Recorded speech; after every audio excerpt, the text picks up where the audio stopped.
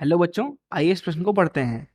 PNP transistor की क्रिया में उत्सर्जक धारा आई, आधार धारा आईबी तथा संग्राहक धारा आईसी में संबंध है।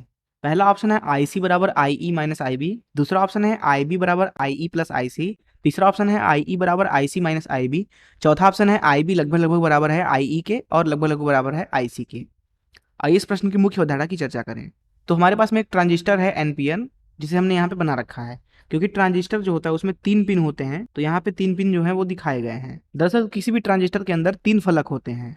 इस पहले वाले फलक को बोला जाता है उत्सर्जक फलक तथा इस दूसरे वाले फलक को बोला जाता है आधार फलक। वहीं जो ये तीसरा वाला फलक है, दरअसल ये संग्राहक फलक होता है। अब यहाँ पे हमने एनपीएन ट्रांजिस्टर लिया हुआ है, तो जब ट्रांजिस्टर का इस्तेमाल हम करते हैं प्रवर्धक के रूप में, तो दरअसल जो एन और पी होते हैं उनको अग्र अभिनत किया जाता है, अर्थात एन को जोड़ेंगे एन से, पी को जोड़ेंगे पी से, तथा जो आधार और संग्राहक फलक होते हैं उनको जोड़ा जाता है पश्च अभिनत में, कुछ इस तरीके से।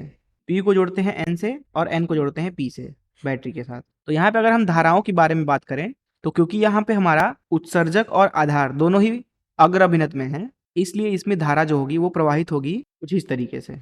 दरअसल जो ये उत्सर्जक है, इसमें से प्रवाहित होने वाली धारा को हम बोलते हैं आई धारा। क्योंकि अब यहाँ पे आप देख सकते हैं कि जो हमारा आधार और संग्राहक है वो दरअसल पश्च अभिनत में है, तो इसमें जो धारा प्रवाहित होगी वो कुछ इस तरीके से प्रवाहित होगी। ये जो धारा हो गई हमारी, इस धारा को बोला जाता है आईसी धारा।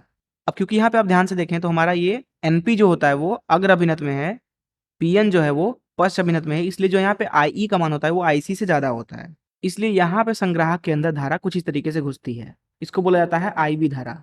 तो यहाँ से हम लिख सकते हैं आई धारा का मान आईबी प्लस आईसी के बराबर। तो इस मुख्य अवधारणा का इस्तेमाल करके आइए इस प्रश्न को हल करें।